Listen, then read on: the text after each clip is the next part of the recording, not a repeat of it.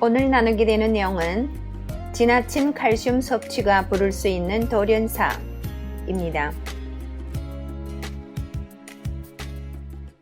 흔히 칼슘이라고 하면 뼈를 구성하는 물질로만 생각하기 쉽지만 인체의 다양한 생명 현상에 적극적으로 관여하고 있다. 칼슘은 혈액에도 소량이 포함되어 있는데 전체 칼슘이 99%가 뼈에 있다면 나머지 1%는 혈액에 존재한다. 누가 때리려고 하면 자기도 모르게 눈을 움찔거리는 것은 우리 신경이 외부 자극에 대하여 반사적으로 움직이기 때문이다. 이때 신경과 근육에 대하여 수축과 이완을 담당하는 것이 바로 혈액에 든 1%의 칼슘이다. 칼슘이 외부의 정보를 파악하여 신경에 전달해준다. 칼슘을 정보 메신저라고 부르는 것도 이러한 기능 때문이다. 칼슘은 그 외에도 세포 내 단백질과 반응하여 체내 모든 효소 반응을 촉진하며 유해균을 청소하는 백혈구를 활성화시킨다. 체내에 칼슘이 부족하면 감기에 잘 걸리게 되며 알레르기 반응을 유발하기도 한다. 이처럼 중요한 칼슘의 기능 때문에 많은 영양학자들이 칼슘 보조제를 섭취할 것을 권장하고 있으며 시중에서 판매하는 오렌지 주스나 치즈의 경우 포장지에 칼슘이 보강되었다는 문구를 자랑스레 표기하고 있다. 그러나 문제는 이렇게 해서 과다하게 섭취하는 칼슘의 양이다. 적정량의 칼슘은 세포 활동에 꼭 필요하지만 도가 지나칠 경우 마그네슘과의 불균형으로 인해 돌연사를 일으킬 위험이 있다. 마그네슘은 칼슘과 짝을 이루어 근육의 활동을 통제하는 역할을 한다. 즉, 우리가 근육에 힘을 주면 혈액에 있던 칼슘이 근육 세포 속으로 흘러들어가 근육을 수축시키는데 이때 세포 안에 있는 마그네슘은 세포 밖으로 흘러나와 자연스럽게 근육을 이완시키게 되는 것이다. 운동을 하다가 다리에 쥐가 나는 것은 체내 칼슘이 근육을 수축시킨 후에 마그네슘이 이완에 관계하지 못해서이다. 마그네슘은 운동을 하거나 스트레스를 받을 경우 급격하게 소모되는데 만약 쥐가 잘 나는 타입이라면 마그네슘 부족을 의심해야 한다. 칼슘은 자극 전달 물질로서 본디 혈액 속에 있어야 정상이다. 그러나 지나친 칼슘 섭취로 인해 혈액 속에 있어야 할 칼슘이 세포 안으로 침투하게 되면 필요 이상으로 근육이 자극을 받아 몸에 경련이 일어나게 된다. 몸이 피로하거나 스트레스를 받으면 눈꺼풀이나 뺨 근육이 저절로 실룩거리는 것도 단순히 몸이 약해졌거나 일시적인 스트레스 때문이 아니라 칼슘과 마그네슘의 섭취가 불균형을 이루었기 때문이다.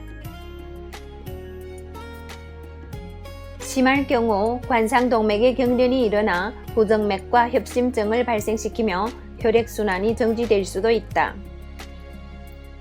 젊은 나이에 과로사하거나 돌연사하는 대부분의 경우가 칼슘과 마그네슘이 부조화 때문이다. 요즘 원룸에 거주하는 미혼 남성, 미혼 여성이 늘고 있다. 이들은 제대로 된 식사 대신 패스트푸드와 편의점 음식으로 배를 채우는 경우가 많은데 편의성 위주로 조리된 식품에 각종 영양소와 미네랄이 골고루 들어가 있기를 바라는 것은 무리일 것이다. 칼슘과 마그네슘의 균형을 맞추기 위해서는 무엇보다 자연식을 해야 한다. 햇빛을 보고 자란 야채, 현미, 콩에는 인체가 필요로 하는 미네랄이 골고루 함유되어 있다. 돌연사를 방지하기 위해서는 이런 재료로 만든 현미밥, 된장찌개, 야채 요리를 챙겨 먹는 것이 좋다. 요즘 TV를 들면 칼슘 섭취를 위해 우유를 마시자고 외치는 유제품 업체의 광고가 화면을 장식하는 것을 볼 수 있다. 이런 광고에 힘입어 많은 사람들이 우유가 마치 건강이 혈수인 것처럼 오해하는 경향이 있다. 심지어 우유에 든 기본적인 칼슘으로도 모자라 칼슘이 보강된 우유와 치즈도 날개에 돋친 듯 팔린다.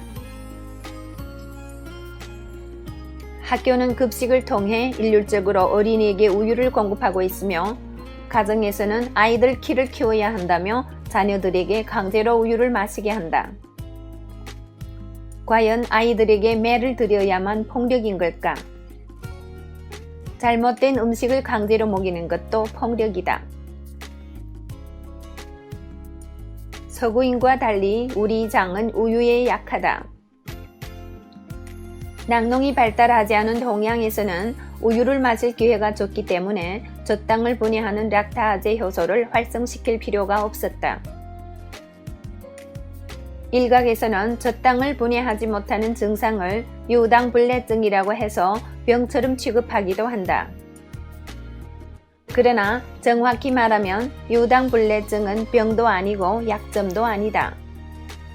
지역적 유전적 특수성으로 인해 우유를 분해하는 효소가 부족할 뿐이다. 우유를 소화시키지 못하는 사람을 촌스럽게 여기거나 열등하게 생각하는 인식을 바꿔야 하며 개인에 대하여 우유를 먹지 않을 권리 역시 주어져야 한다. 어려서부터 우유를 많이 마신 어린이는 포화지방산 과다로 인해 비만이나 고지혈증, 당뇨에 걸릴 확률이 높으며 젖소에게 투여한 성장 촉진제의 영향으로 성조숙증에 걸릴 수 있고 우유 단백질이 일으키는 알레르기로 인해 고통받을 수 있다. 소아 당뇨의 가장 큰 원인 중 하나가 우유의 과다 섭취라는 연구 결과가 있다. 성인 당뇨도 마찬가지지만 어떤 질환에 노출되어 있다고 하면 우유 섭취를 자제하고 효소와 영양이 많이 함유되어 있는 야채, 과일 등으로 식단을 바꾸는 것이 좋다. 우유에 다량의 칼슘이 들어있는 것은 사실이지만 마그네슘의 함량은 극히 미미하다.